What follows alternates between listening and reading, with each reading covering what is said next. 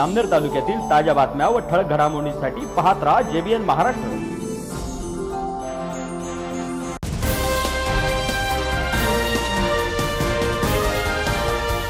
शेतीच्या गट हिस्सा आणि पोट हिस्साच्या अधिकृत मोजणीसाठी शेतकऱ्यांकडून तब्बल 71,700 रुपयांची लाचेची मागणी करून ती स्वीकारल्याप्रकरणी जळगाव येथील भूमी अभिलेख विभागाच्या उपअधीक्षक कार्यालयातील भूकरमापक आणि कंत्राटी डेटा एंट्री ऑपरेटरला लाचलुचपत प्रतिबंधक विभागाच्या पथकाने बुधवारी रंगेहात पकडले।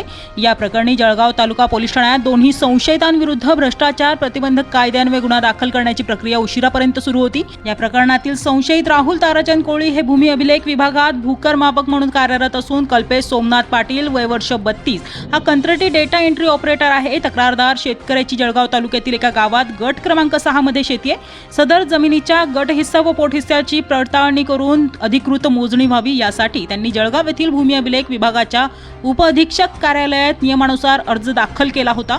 या कामासाठी आवश्यक शासकीय शुल्कही भरले होते।